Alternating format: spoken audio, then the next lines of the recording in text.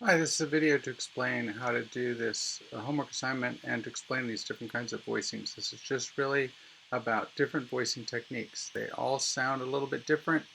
They are going to be usable or especially suitable in different situations. Guide tones is a more sparse sound, and then they get increasingly fuller sounding until you find the richest one over here. Okay, so guide tones are simply just the third and the seventh of a chord. This is the root. It's just going to stay down here in the bass, and that's the third and the seventh.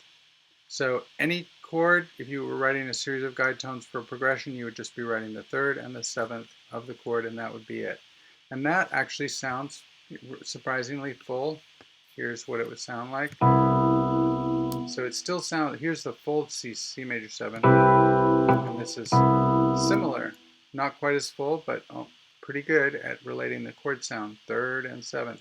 Now the only adjustment is if it was a sus4 chord or something, then it wouldn't have a third, so then you would have a 4 and a 7, something like that. But it's the two most important notes of a chord. That's what the guide tones are.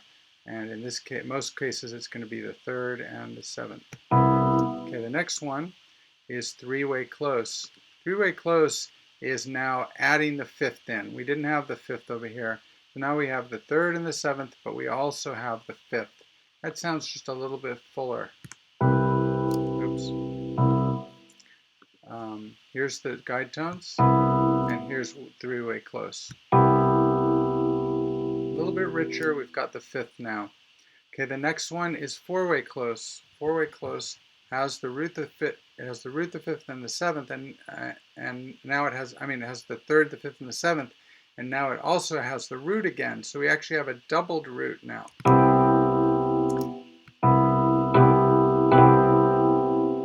Okay, and that's four-way close. All four notes of the chord in the upper part. Then we get to four-way close, but 9 for 1. So imagine you only have 4 available voices to play your harmony up top, and you want to have a tension where you have to get rid of a note, and it makes most sense to replace a note with a note that's nearby. 9 is the same as 2. 2 is right next to 1. So 9 for 1 is a common way to get a tension into a voicing. We don't really need the 1 up here. We've got the 1 down in the bass. So we do 9 for 1. It sounds like this. So listen to the difference without the 9, with the 9. Now if you really want to hear it jump out, we could put it just temporarily up an octave. It's in there. If you were listening on headphones, you could probably hear it pretty well. So there it is. Now listen. There it is inside the voicing. Okay. And now, last but not least, not only can we replace the 1 with the 9, we can replace the 5 with the 13, as long as it's available in the chord. So again, 13 is like 6. 6 is right next to 5. There's the 5, and we just replace it with the 6.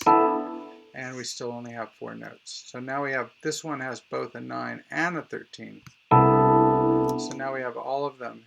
Guide tones, three-way close, four-way close, four-way close with 9 for 1, and four-way close 9 and 13.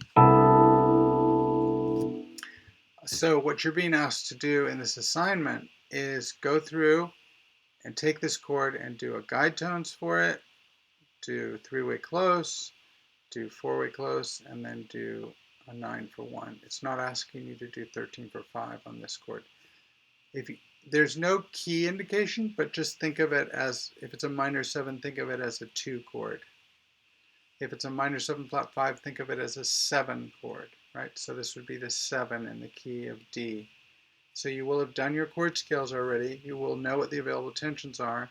You're going to go through and do 3rd and 7th, add the 5th, in this case a flat 5, add the 7th as well, add the root, doubled root, four-way close, and then if there's an available 9, add it, but there may not be. Watch out. You will have figured it out by doing the chord scales before this. If there's no available 9, then this voicing would look the same as that one. Okay, now we come to the D. Think of the D as a 5 chord in the key of G, like Mixolydian, right? Chord scale, what are the available tensions? All right, 3 and 7, 3, 5 and 7, 1, 3, 5, 7, 1, 3, 5, 7, but 1 is replaced by 9, 1, 3, 5, 7, but 1 is replaced by 9, and 5 is replaced by 13. They give you one note to give you a clue. They give you one note of the voicing. And then last but not least, we have a sus4. Now this is an example where the guide tones are not going to be 3 and 4 because this chord doesn't have a 3. It has a 4 instead of a 3. So the guide tones are going to be 4 and 7. Right? 4 and 7. Then we add the fifth 4, 5, and 7. Then we add the root 1, 4, 5, and 7. Then we add the 9. 1, instead of 1, we have 9, 4, 5, and 7. And then here we add the 9 and 13. 9 instead of 1, 13 instead of 5. So 9, 4, 5, 13. Now it doesn't have to be, the notes don't have to be in that order, but that's what's included. So that's the way you do the assignment. Just fill in the notes, and then there is an answer key posted to check your work.